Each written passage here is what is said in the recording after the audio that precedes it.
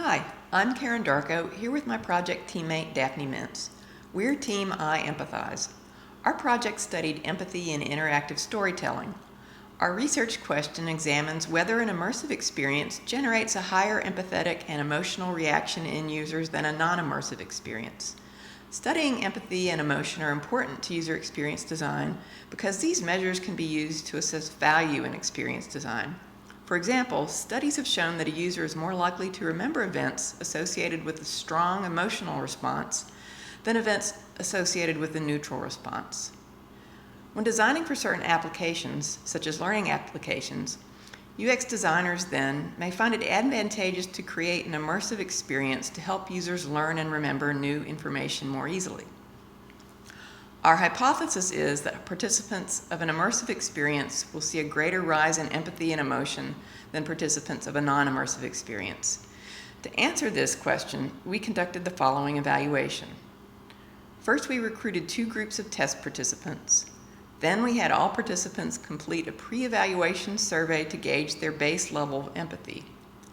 Just prior to exposing each participant to an experience, we had the participants strap on the Basis Peak fitness tracker to obtain baseline biometric readings of their emotional state. We then exposed half of the participants to an immersive experience and the remaining participants to a similar non-immersive experience. Following each experience, we had the participant complete a post-experience survey to measure empathy, and then we facilitated a debriefing session.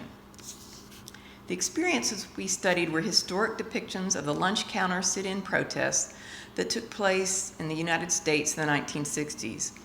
Both experiences attempt to bring the sit-in protests to life. To evaluate participants' experiences, we used a combination of qualitative and quantitative data.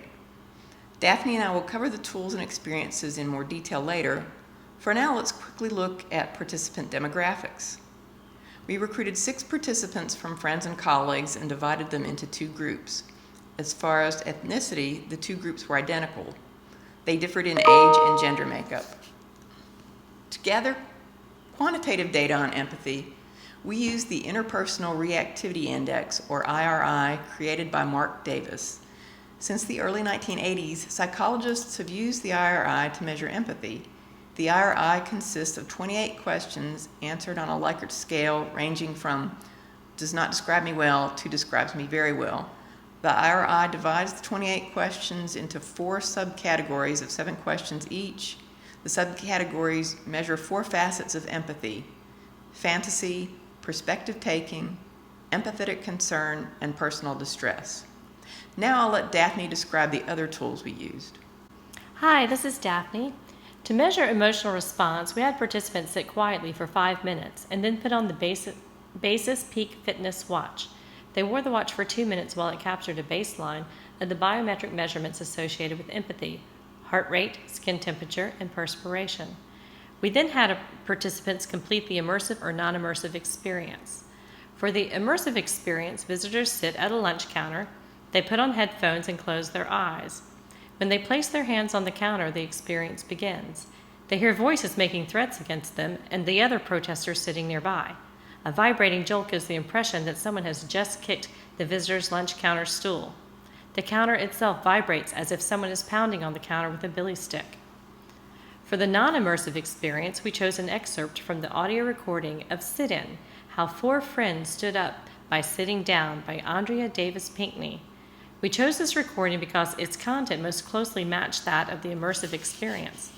Both of these experiences attempt to recreate the sit-in experience for the participant so that the participant feels as if they were actually experiencing the event. During these experiences, we were able to observe the participants' reactions. After the immersive and non-immersive experience, we gathered qualitative data in a debriefing session. Now that we've told you about the tools and experiences we use to gather data, Karen is going to describe our IRI data and findings. Thanks, Daphne. These 4 charts show changes in empathy between pre- and post-evaluations. Data for immersive participants is shown in the bottom half of the chart below the dotted line. Green indicates an increase in empathy, whereas red indicates a decrease in empathy. no data indicates that there was no change in empathy. To support our hypothesis that immersive participants would see a greater rise in empathy than non-immersive participants, we would expect to see more green in the lower half of the chart than in the top. And we do see this for all IRI scales except the personal distress scale. We postulate that the narrative in the immersive exhibit may have led to the low personal distress scores, and although the data in general tends to support our hypothesis, we believe that more study with a greater number of participants is needed to confirm this. Now Daphne will describe our other results, findings, and conclusion. For the biometric data, participants 1, 2, and 3 represent the immersive group, and participants 4, 5, and 6 represent the non-immersive group. All participants experienced some change in skin temperature during the evaluation. No participants dropped below their baseline. Participants 1, 2, and 4 experienced the highest change in skin temperature. Notably, these 3 rank highest in overall empathy scores. All 3 participants from the immersive group exhibit the most dynamic responses in heart rate during the evaluation. The non-immersive group shows the least amount of heart rate differentiation. All 3 participants from the immersive group exhibit the most dynamic changes in perspiration during the evaluation. The non-immersive group exhibit almost no change. From the biometrics data, we see that the immersive group produces the significantly more dynamic biofeedback responsive than the non-immersive group. As stated earlier, we believe that more study with a greater number of participants is needed to confirm our original hypothesis. Qualitative data from the debriefing sessions and our observations during those sessions showed that participants who experienced the immersive exhibit were more emotionally impacted by their experience than participants who listened to the non-immersive audio narrative. In fact, one participant left the immersive exhibit in tears.